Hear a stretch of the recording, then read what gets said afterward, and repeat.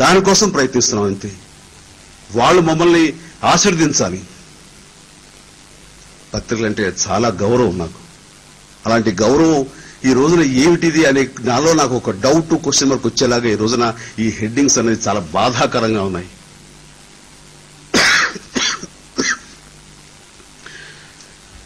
ఏదైనా సరే పత్రికలవి ప్రజల్ని ఎడ్యుకేట్ చేసే విధంగా ఉండాలి.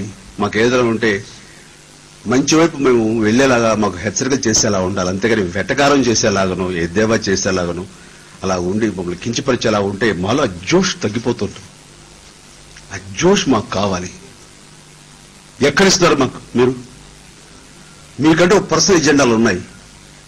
దానికి మేము అంటే ఎలాగైపోయిందంటే వీళ్ళకి కావాల్సిన ఏకపక్షం అయిపోయింది పత్రిక. ఈ రోజున ఈనాడు కానివ్వండి, ఆంధ్రజ్యోతి కానివ్వండి, అంతా డెలిబరేట్ గా ఒక పక్షాన్ని నిలబెడితే వీళ్ళు ప్రజల పక్షాలు ఉన్నారనేది ప్రజలకు కూడా విశ్వాసం ఉండదు. అలవాటు పడిపోయి చదవాలే తప్ప లోపల మాత్రం ఇదేంటి వన్ సైడ్ అరే అని. నా గురించి రాస్తే ప్రజలు ఏంటి అప్రిషియేట్ చేస్తారు? నేను ఏంటి ప్రజలు ద్రోహం చేశాను? కొన్ని మీరేనా ఆలోచించుకోండి. నాకేంటి స్వార్థం ఉంది? నేను ఏమి ఆశించి వచ్చాను ఇందులోకి? నాకు 18 మంది మాత్రమే రిజల్ట్ వచ్చిన రోజులు కూడాను ఓకే ఇది మామూలు, ఇది గెలిపోవటంలో అనేవి ఎవరు అతిథులు కాదు. ప్రజలు ఇచ్చినటువంటి ఈ రిజల్టే శిరోధారిగా భావించి ముందుకెళ్దామని ఎంతో స్పోర్టివ్నెస్ తోటి మీ ముందే నేను వచ్చాను. చాలా మంది మీ పత్రికా సోదరులు మీరే నన్ను అప్రిషియేట్ చేశారు. ఎందుకంటే అధికారమే పరమావధి, ఏవైనా సరే రాజకీయాల్లో అత్యుత స్థానం పొందాలి అని ఎప్పటి నుంచో కళ్ళ కంటే వస్తే కనుక అదే ధ్యేయంతో పార్టీ పెట్టుకుంటే నేను నిజంగా అది పొందినప్పుడు డిసప్పాయింట్ ఎంత నటిద్దామని నా వల్ల కాదు. బట్ ఏదో అనుకుంటే వాళ్ళ కోసం ఏదో రకంగా సహాయం చేద్దాం, ఏదో వాళ్ళని సేవ చేయాలి. భగవంతుడు ఇచ్చిన ఈ అవకాశాన్ని చాలు. సగ జీవితం నా సినిమాకి వెళ్ళింది, మిగతా సగ జీవితం నేను ఇలా చేద్దాం, లేకపోతే ఏముంది మనకి చేయడానికి ఇంకా అనే ఉద్దేశంతో వచ్చినందుకు నాకు ఇచ్చినటువంటి సపోర్ట్ నిజంగా ముఖ్యంగా ఈ రెండు పత్రికలు అంతా ఇంత కాదు.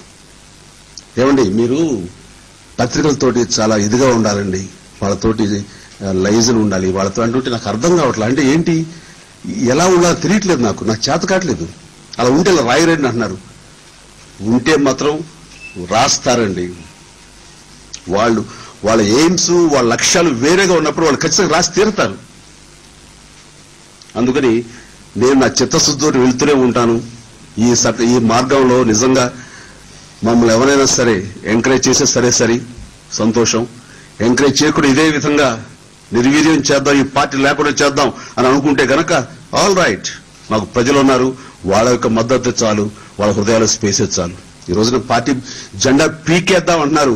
ఫిజికల్ జెండాని పీకేయచ్చు, కానీ 70 లక్షల మంది మనసుల్లో, నా అభిమానుల మనసులో జెండాని పీకగలరా ఎవరైనా సరే?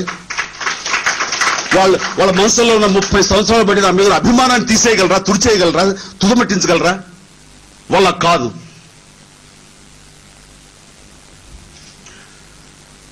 ఇది ఆవేదనతో మాట్లాడుతున్నాను.